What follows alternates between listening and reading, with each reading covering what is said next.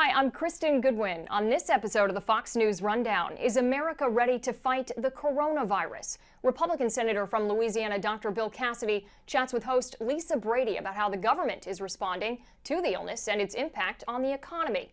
Also, pathogens specialist Dr. Syra Madad shares her insight on the outbreak and what actions Americans should and should not take amid growing concerns. Country star John Rich joins host Dave Anthony to discuss his new Fox Nation series, The Pursuit. Rich, the winner of the 4th season of Celebrity Apprentice, also opening up about his relationship with President Trump and how the commander-in-chief has changed since hosting the hit reality show. Plus commentary by Fox News Sunday host Chris Wallace. The Fox News Rundown is a daily news podcast where we take a deeper look at the stories important to you. You can subscribe on your favorite podcast player by going to foxnewspodcasts.com. I'm Shannon Bream. I'm Tom Shalhoub. I'm Maria Bartiromo, and this is the Fox News Rundown. Friday, February 28th, 2020. I'm Lisa Brady. Keep your hands clean and don't touch your face. That's a pathogen specialist's advice on protecting yourself from the coronavirus. But she also says it's hard to contain. This is, a respiratory virus, and by its very nature, it's designed to infect as many people as possible. I'm Dave Anthony. He's gone from big and rich in country music to being part of Fox Nation. We talked to John Rich about his show, The Pursuit, and why he's doing it. We're not guaranteed happiness in this country. We're guaranteed the right to pursue happiness. There's a big difference in those two things. And I'm Chris Wallace. I've got the final word on the Fox News Rundown. As coronavirus cases continue to rise and financial markets fall, there's reassurance from Washington. We're ready. We're ready for anything. Vice President Mike Pence telling a conservative conference on Thursday the health of Americans is the president's top priority. And the Health and Human Services Secretary has appealed for calm. We know what we're doing. This is what we do. And so I think part of the message to the American people is we all need to take a bit of a deep breath here. The government is working on this. Though Alex Azar has also said the U.S. will probably see more cases. California becoming the first state with a COVID-19 case of unknown origin, a patient without any travel-related connections. We have been assured of our capacity to significantly, exponentially increase the capacity to test. And this is something that, again, is critical at this moment. California Governor Gavin Newsom says thousands of people are being monitored. Worldwide, older populations and those with pre-existing conditions seem to be at higher risk of severe effects, similar to the flu, while there aren't as many cases involving children. But an infected person doesn't always show symptoms, and when they do, those symptoms could be something else. The coronavirus disease has very similar signs and symptoms to the common cold, to seasonal flu. So, fever, cough, shortness of breath. This is what we call influenza-like illness. Dr. Syra Madad is director of the New York City Health System's Special Pathogens program. She's also been featured in the Netflix series Pandemic: How to Prevent an Outbreak. So certainly it is hard to differentiate whether, you have just the viral crud, seasonal flu, common cold, or the coronavirus disease. What is good, it's like a double-edged sword. So in terms of the good side of the coronavirus disease, 80% of the cases are mild. So if you have a mild version of the coronavirus disease, then it's basically, it's as if you have the common cold. So those are the symptoms you're going to experience. But then obviously a subset of that, so about 14% have more severe disease, and then even smaller than that have a critical stage. So in the beginning, obviously, it's very hard to tell. But if you think you have the coronavirus disease, then certainly let your healthcare provider know ahead of time, and then go in to get yourself checked out and tested. Right now is one of the best indicators that it could be coronavirus as opposed to the flu, still travel related? Right now, we only have one suspected case of, community transmission, and obviously that's in California, and that hasn't even been confirmed yet. So we're waiting for CDC to confirm that. So once this is in the community, then it'll be very hard to distinguish, because that means that individuals won't have a travel history, and they won't have an epidemiological linkage to help us, differentiate, whether this is coronavirus disease or seasonal flu or, the common cold. So with that, this is when mitigation strategies will have to come into play, and we're in the mitigation strategy phase, as we speak. And this includes social distancing. And this includes, obviously, canceling mass gatherings, limiting people basically interacting with one another. And the other way is just human behavior. So letting people know what to do, in this type of situation. So again, you probably heard it 100 times. So washing your hands, that goes a long way. This is a, proven public health technique that has worked for all infectious disease outbreaks. So washing your hands, because people touch their face almost 20 times in an hour. They don't even know about it. And again, this is not one way of obviously potentially getting infected, because if you touch an infected surface area and then you touch your mucous membranes, well, that's, a portal of entry. Another way of obviously protecting yourself is, if you're coughing or sneezing, cough or sneeze in a tissue or in your elbow, and then throw that tissue away and wash your hands, So those are just some very common basic respiratory, etiquette that we want to continue to follow. And these measures go, again, a very long way, and they've proven to actually work. Should we be seeing the level of, I don't want to call it panic. It's not like people are running, screaming in the streets, but there's so much concern about this ramping up so quickly. And yet, as you say, something like 80% of the cases of this are with very mild symptoms. Is it just the fear of the unknown is because there's so little we know about this virus so far? That's right. And it's because of the unknown. And this is where fear is driving a lot of the decisions that are being made. And this is not new. We actually saw this during the Ebola outbreak in 2014. I was part of the Ebola response team in Texas. And a lot of the decisions that were made at the federal level were based on fear and politics. They were not based on science, unfortunately. And if you look at the Ebola virus disease outbreak in the United States, we only had about 11 cases. But do you remember the fear and hype that was generated during that time? So it's just one of those things people really need to put things into context. So right now, this is a very concerning infectious disease outbreak. We definitely need to stay informed. But, at the scale that we're currently at, we only have 60 cases, one potential community-acquired case, maybe many more out there. We don't know. But we need to rely on the facts and the data and look at credible sources. I know part of your job is preparing New York City hospitals for outbreaks. Biggest city in the nation, are there enough supplies? Let's use New York City as an example to deal with this. I know the California governor said that they only have, the number of testing kits they have for this is only in the hundreds at this point. So testing is not done at the hospital level. It's done at the public health laboratory level. And that is another huge issue, is this diagnostic testing capability in the United States.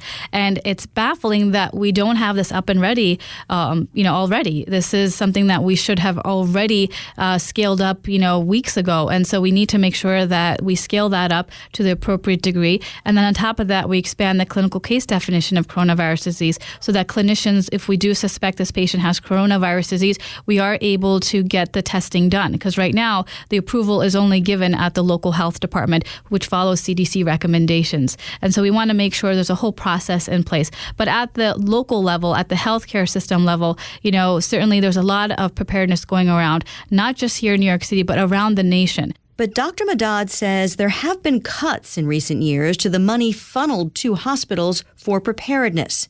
Congress is now working on billions of dollars in emergency funding for coronavirus response. Lives are at stake. This is not a time for name-calling or playing politics. Though House Speaker Nancy Pelosi has criticized the president's funding proposal as anemic. The very fact the president's being criticized for not spending enough, of course it's by usual suspects, shows you that probably we could spend a little bit more and folks would not think that it is too much. U.S. Senator Bill Cassidy is a Republican lawmaker from Louisiana and also a doctor. I'm a big believer. You don't solve problems just by throwing money.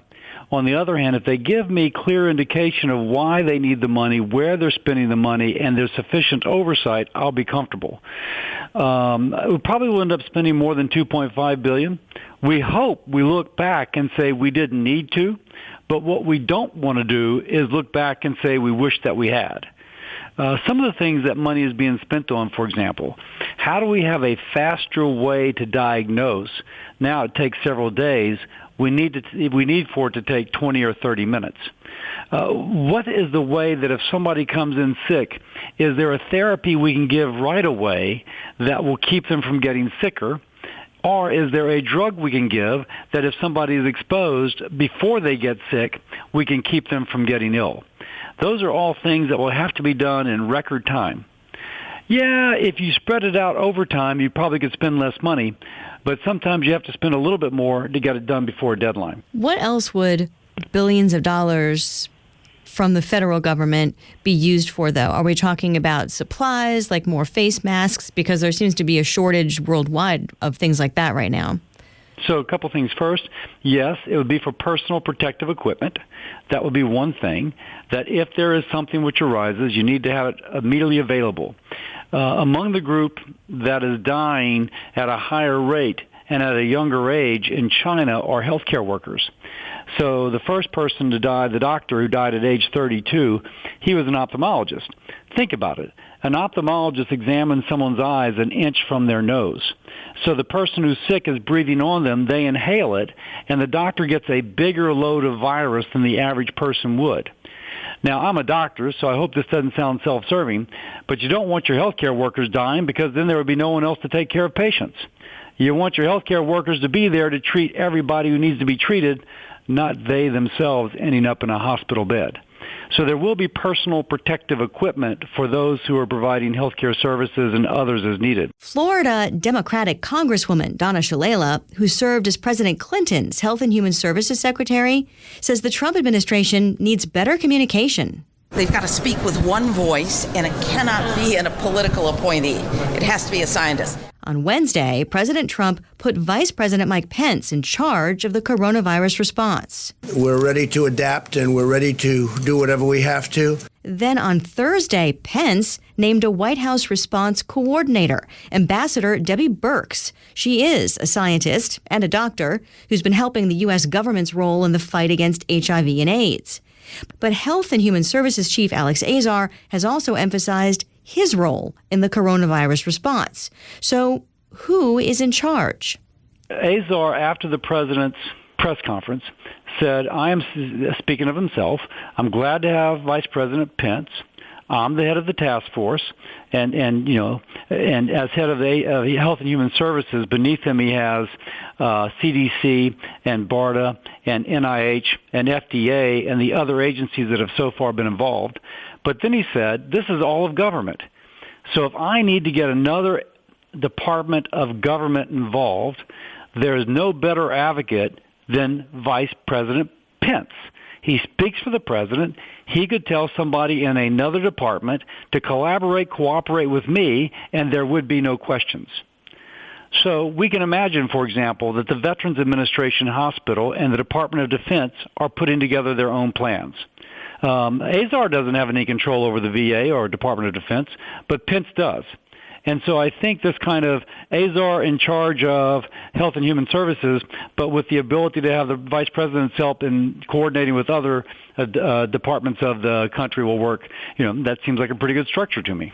The other ripple effects, though, are very widespread. Anything from, credit card companies taking a hit, travel, tourism, restaurants even, just the domino effect of this around the world. Also because of supply chains for other things besides drugs, coming from China, U.S. companies that have parts for their products that come from China, for instance. All of that has the potential, one would think, to have a significant economic impact. And you know what this does? This goes back to your very first question. Are billions of dollars too much to spend? I can promise you that the economic disruption associated with this could potentially, not necessarily, potentially be in the hundreds of billions. If we can somehow prevent that by spending a little bit more on the front end, it's going to pay for itself many times over. And we hope that if we do spend, we'll look back and say we didn't need to, but we certainly don't want to look back and say we wish we had. Not just for the life and health of people, but also for the economic disruption, which oftentimes contributes greatly to someone's life and health. Louisiana Senator Bill Cassidy, thanks very much for your time. Thank you, Lisa.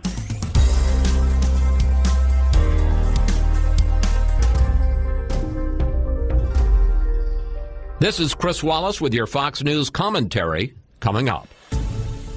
He's the rich half of Big and Rich, a star of country music, and now a member of Fox Nation. That means good. Here we go. Hey, folks, it's John Rich, and welcome to The Pursuit. That's his show on the Fox subscription streaming service that he even helped promote, co-starring in the ad that ran during the Super Bowl. We've got breaking news, and we need you on set right now. This is actually the Fox Nation green room. Fox Nation? That's right, cowboy. Fox Nation is the new entertainment service from the good folks over at Fox News that celebrates America. Awesome. I always thought if I was on the Super Bowl in a Super Bowl commercial, it would be for something I was singing. We caught up with John Rich before he goes back out on tour, and his new show, The Pursuit, was, of course, the first thing we talked about. It stems from something I've said for a long time, which is we're not guaranteed happiness in this country. We're guaranteed the right to pursue happiness.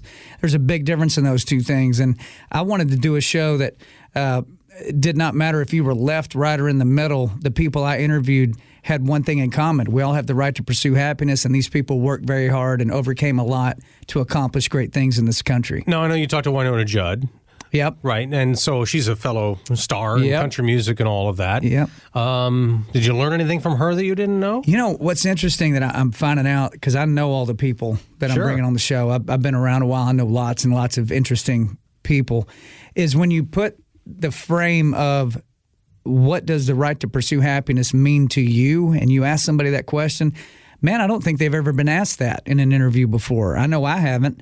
And so when they put their story into that frame, they say things with a perspective that you have not heard before. Even people that you've heard a million times, like Winona or Gretchen Wilson, people like that. Even I was shocked at some of the things that they said, because I think it just uncovers the true nature of who they are and what they are as an American, how they go with their life. Now, you're not just talking to country singers, right? No, those are the two I mentioned early. But yeah, it's inventors, athletes, veterans. There's a guy named Noah Galloway. Go look him up for a minute. He lost his left arm and left leg in combat in Iraq. Wow. And is the only double amputee to ever appear on the cover of Men's Health magazine. I mean, think about that. He went 10 weeks into Dancing with the Stars. If we got any fans of that show, you remember the guy with one arm and one leg lifting a girl up over his head. Now, it's easy to have a really bad outlook on the world in his situation. Yeah, you know what his outlook was? Because I asked him that. I said, what were you thinking when you finally woke up in the hospital and realized you're missing your left arm and your left leg? And he said, one thing that got me through the depression I went through was I kept reminding myself that explosion was going to hit somebody. And we've been in situations where we've said, why them, why not me? Well, I got the opportunity for it to be me. And I had to remind myself of that over and over again to get through that, because I had to say, you know what? There's a lot of men that could have handled this, but why? Let them continue doing their job. I was hurt. Now let me make something of it. I mean, what a perspective that is. Not many people have that. No, not at all. And okay, so since you've never been asked it, what does it mean for you, the pursuit of happiness? Well, the right to pursue happiness to me means that I can grow up in a double-wide trailer in Amarillo, Texas. I can be a high school graduate. I can not have, a lot of the things other people may have, but I'm not limited to that. It doesn't determine where I wind up. And it's allowed me to really chase my crazy dreams. I mean, who would ever think that a guy could ever make it in the music business? Your parents definitely don't think that. No. No. Your family members or friends, they go, it's not only unlikely, it ain't going to happen. Learn how to drive a tractor or herd cows. I mean, figure it out. So when you were in this double wide, how did you make it? Like, how old were you when you started to try this? I started playing at about 5 or 6 years old. My dad's a preacher. He had 4 other jobs that he actually did to make money, because it's a little town and you're just not going to make enough money to pay for 4 kids. He was a night watchman at Amarillo National Bank. He sold cars at a Nissan dealership. He gave guitar lessons. Holy cow. And he slopped hogs. Wow. On the weekends. I'd go up my dad's slop hogs, feed hogs. And so I watched him working like a maniac, 100 hours a week, to make sure we might have had a used car with a dent in it, but guess what? It was the shiniest used car on the street. We lived in a double-wide trailer, but it was clean and immaculate, military precision, perfect, And he taught me, hey, whatever you do have, take care of what you have, be proud of what you have, and always work to try to do better.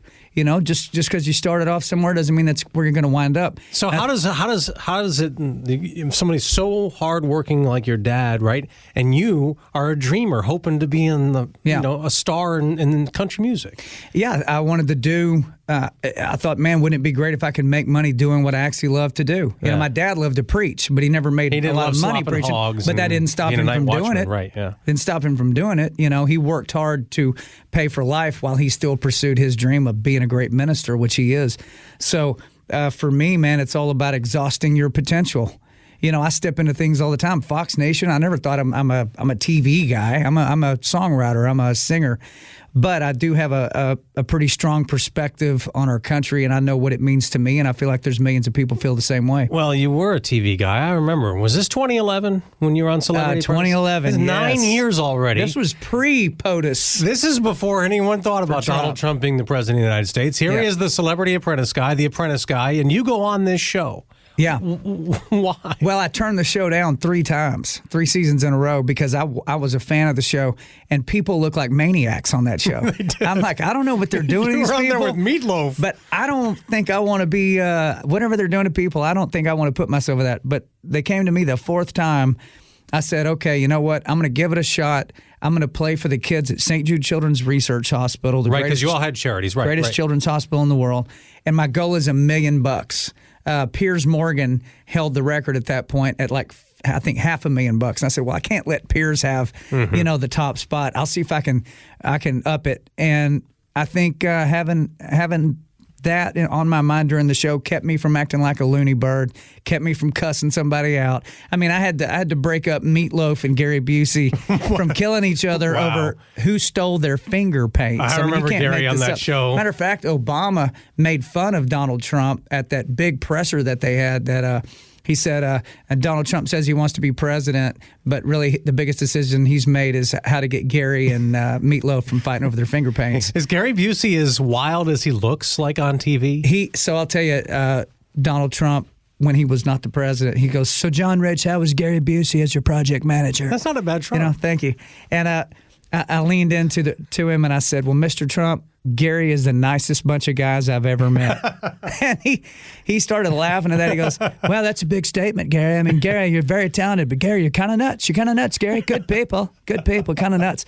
So I think the president liked my sense of humor and saw how hard I was working and I loved St. Jude. And at the end, I was able to get the win. Is that Donald Trump the same as this Donald Trump, the one we know now, in your opinion? Yeah, I think he is. Off camera, like I remember riding on an elevator with him, and Melania was on the elevator too, and we're going down, and the guy running the elevator, he goes, how's everything going for you? And the guy goes, fine, Mr. Trump. And he goes, we keep up the good work. You're doing a great job, and recognize the guy. And then he kind of elbows me in the ribs and tells me a joke, which wasn't very funny. I don't think he's a great joke teller, but I made sure I laughed. Yeah, but you got to. Yeah, the point is he's got a good sense of humor and all that. And listen, nobody's perfect, obviously, but he's got the results, man. I mean, I think the last poll I saw, 70% of Americans consider the economy good or excellent at this point. And I can tell you, I see that at concerts. There's more people going to concerts. You just saw him at a NASCAR race. The thing sold out, 100,000 people. I remember in 9, 10, 11, concerts were suffering, races. People didn't have that extra income to spend. Well, it was right after the 2008 meltdown and all that, of course, in the recession. But the president, you also have seen that he has so many people who don't like him, and it's so divisive now. Do you blame him for any of that? Well, I mean, he says things that are rather divisive from time to time. As I'm like everybody else. I wish he'd stay off Twitter as much. So you were sometimes read the tweets and go, come on, man. Yeah. Come on. I think we all feel that way.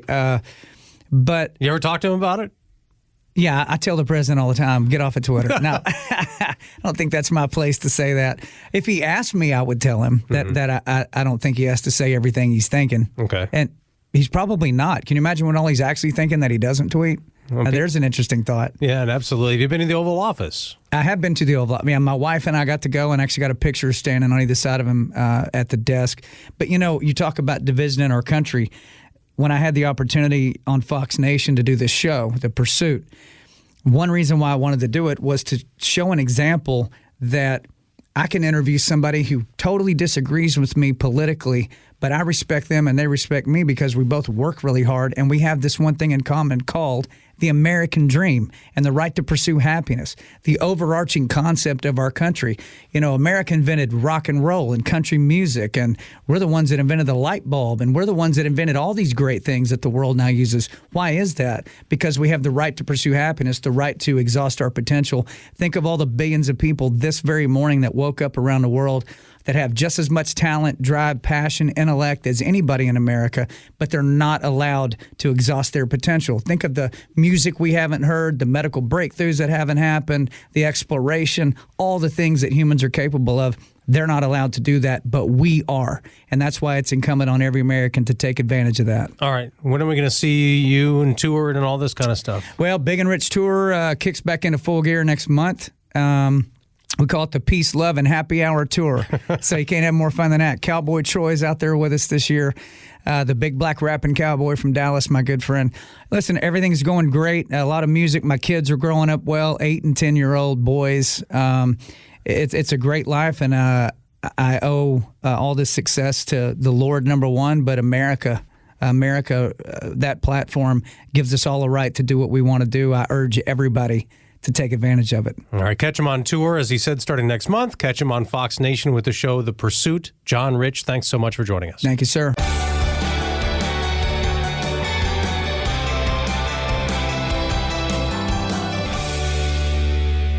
If you're enjoying the Fox News Rundown, you can listen every day by going to foxnewspodcast.com and subscribing. There, you will also find exclusive podcasts hosted by some of your favorite Fox News personalities, including Dana Perino, Brett Baer, Martha McCallum, and Greg Gutfeld. Head over to foxnewspodcast.com to listen and subscribe on your favorite podcast platform. It's time for your Fox News commentary. Chris Wallace. What's on your mind? Hi, this is Chris Wallace, anchor of Fox News Sunday, and because I moderated one of the general election debates in 2016, I'm getting asked a lot about the moderating of the debate in South Carolina this week. And, you know, I respect the people who were on that stage asking the questions, but they kind of lost control, and that's one of the things that you have to do if you're moderating a debate, and it's hard with 2 people. It's really hard if you've got 7. But if you don't establish ground rules very early on, they're just going to walk all over you. And one of the things I would have said is the next person who raises their hand, I'm not going to call on you. So, you know, this isn't 3rd grade. You're not a bunch of kids. I promise I'll get to all of you. And, you know, when people say, well, how would you handle it? I'd handle it like a dad with a bunch of kids. You know, don't make me turn around and have to come into the back of that station wagon. In terms of Sunday, we're going to be talking about, it'll be Sunday morning, so we'll know the results in South Carolina. Has Bernie Sanders continued his drive to the nomination? Has Joe Biden won a must-win state? And where does it leave us for Super Tuesday? And we'll also have the very latest on the coronavirus, all of that on Fox News Sunday. You have been listening to the Fox News Rundown. Stay up to date by subscribing to Fox News Radio's hourly newscast at foxnewspodcasts.com. And for up-to-the-minute news, visit foxnews.com.